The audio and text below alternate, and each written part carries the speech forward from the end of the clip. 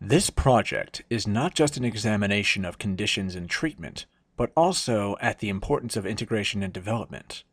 Refugees are not aliens. They are not a plague or a burden, contrary to popular belief.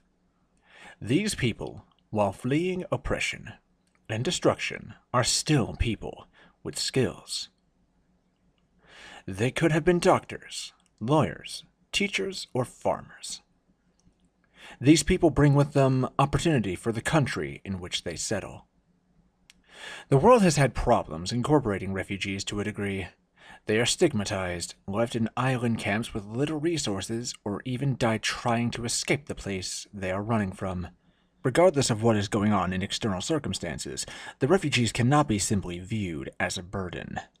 These people should not be viewed as criminals, as welfare drains, medical drains, but rather they should be viewed with the eyes of opportunity. Refugees are more people to work, bringing bodies and brains into sectors where there may have been a lack. They are people to contribute to the economy, people to drive the markets, and benefit the whole of society. Thus, refugees should not at all be lumped together. They should not be the bad apples, because the simple fact is, they're not. They're human, just like the rest of us. German expellees. German expellees were met with the struggle of finding employment, not for a lack of skill, but rather from the ineptitude of Allied administration and resettlement. The majority of workers, because of how uncoordinated and extreme the need for settling fresh arrivals was, did not arrive in places where their skills could be useful.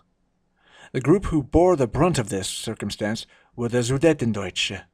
The Sudetendeutsche made their living primarily in industry. Well, since much of Germany's industry had been obliterated or dismantled, matching people with that skill set to jobs would be difficult to say the least. Even with adequate coordination on the side of the Allied governments, coordination which was severely lacking. Expellees often faced the hardship of low-paying jobs, some of which were so low it was to the point of exploitation. This was particularly true in the case of the Volksdeutsche in Austria. The situation for many of them was a lack of citizenship because no Austrian would sponsor them.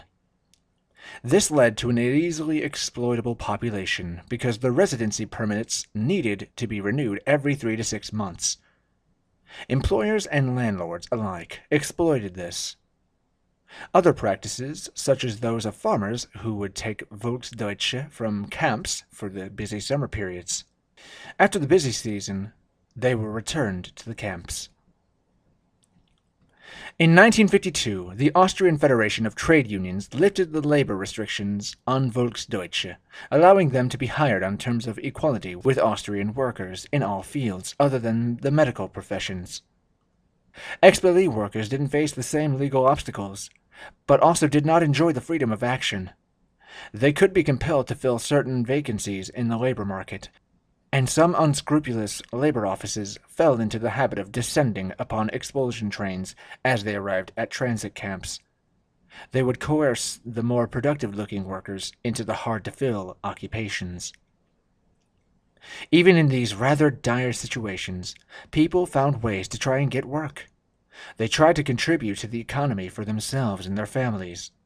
Some expellees tried to set their own businesses up in their new locations.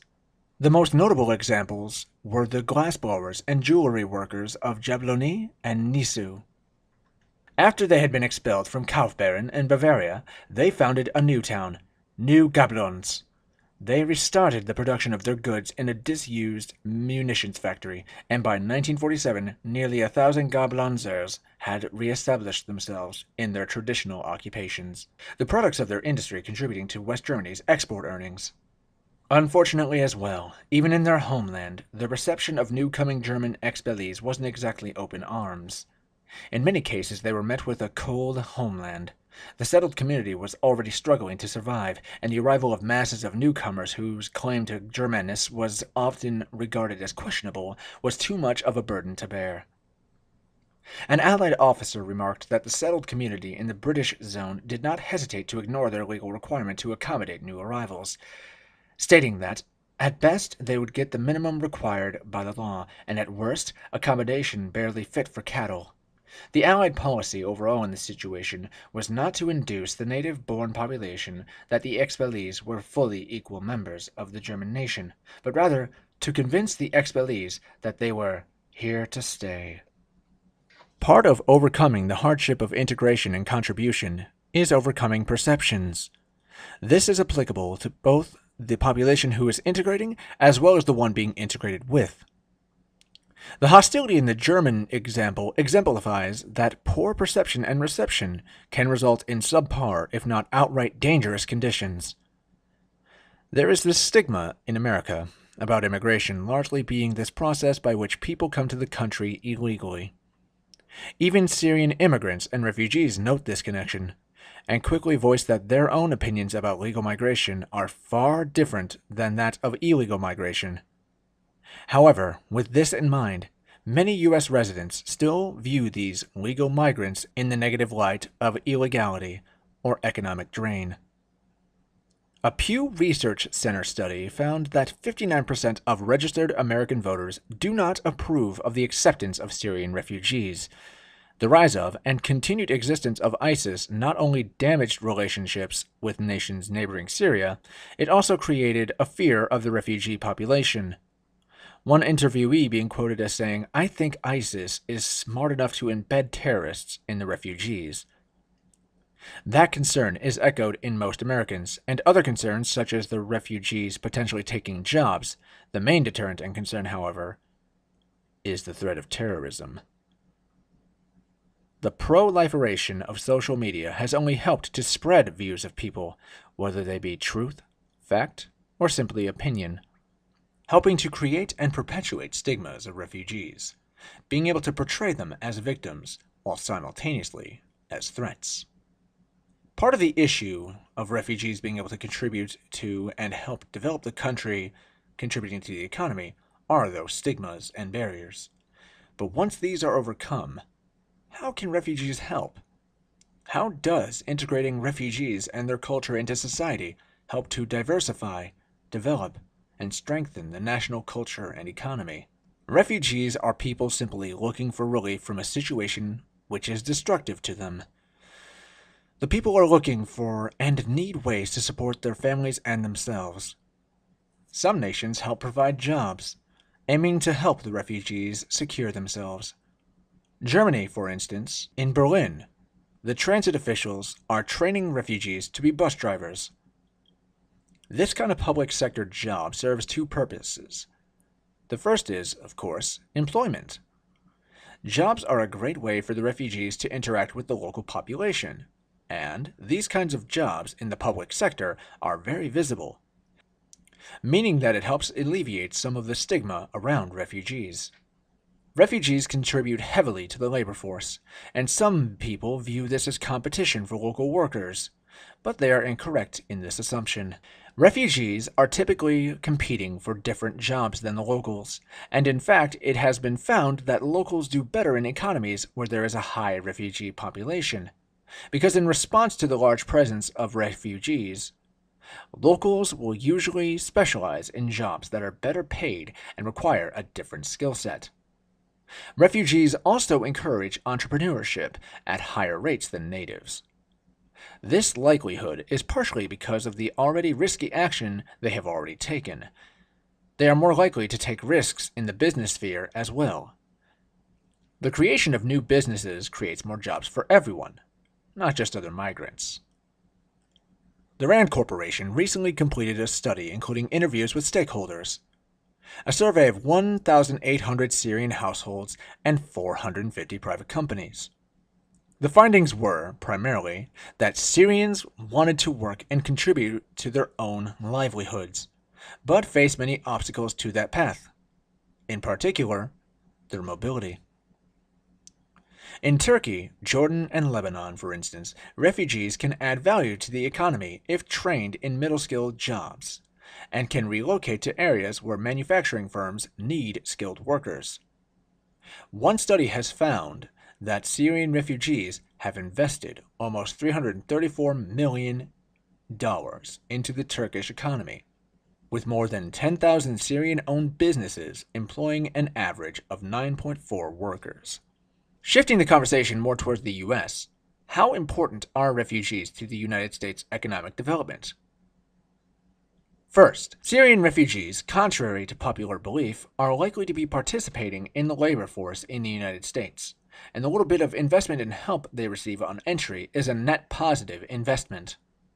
Roughly 7 years after their arrival, 80% of Syrian refugees over age 18 are likely to be participating in the labor force. On average, their earnings are less than that of the average United States-born citizen, but their educational attainment also tends to be lower. The number of Syrian refugees on welfare after 7 years since their arrival is only 15%, and at 9 years, that drops to just above 6%, dispelling that myth that refugees are a perpetual drain on the United States economy. In fact, refugees become important economic players. How does this affect development, though? Well, let's take a look at some states. In terms of development, making sure states that are losing population and these jobs and tax revenue are not developing. However, refugees help to stem this issue. In some Midwestern states like Michigan, Ohio, Indiana, and Minnesota, refugees are helping to stabilize the population and job markets. Refugees also take more steps than other immigrants to lay down roots and build their lives in America. They take steps towards becoming citizens. Roughly 84% of refugees do this as opposed to more like half of other immigrants. Their children participate in schools, taking steps to educate themselves to be productive United States citizens.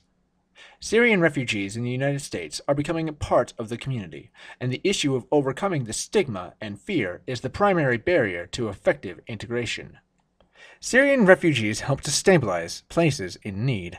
They help fill labor market gaps. They contribute culture and new views to the conversations and dynamics of America. Syrian refugees learn English. They work toward higher education.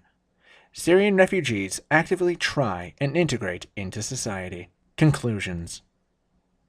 Syrian refugees are not to be feared. Refugees are people just like the rest of us. Just like the rest of us, they seek a better life for themselves and their children, one where they don't have to live in fear or poverty. The case of the German expellees shows quite clearly what can happen when people are given a chance. They can become contributors to society. They can add their own unique touch to the place they inhabit. In Turkey, refugees contribute millions to the economy. They own businesses. They employ people and pay their taxes. Refugees seek to be citizens, lay down roots, and make a better future for their families. Yet, the contribution of Syrian refugees is not just economic. Their integration into society can only continue the tradition of the American melting pot. The country that prided itself on welcoming all people can and does continue that tradition. While it may be slower, giving people a chance to integrate at their own pace in the end returns better results for both the refugees and the United States. Syrian refugees help develop an area's economy, population, diversity of business, labor force, and culture. These people bring in different views and skill sets than the native population has. Syrian refugees can bring in new industries or potentially revive old ones. Syrian refugees and refugees in general are legal immigrants. The only difference is they're fleeing a danger while looking for opportunity. They share views and goals with the native people of the United States and only want a better, safer life for their families. They bring opportunity with them, and yet a stigma and fear. Hopefully this video has helped dispel some of that fear and point out that these refugees are an opportunity to help further develop the United States. They are already contributing to the labor force, the business culture, and bolstering populations of states. Syrian refugees should be looked at as an opportunity, because differences in perception shapes a people's ability to integrate and contribute meaningfully to society.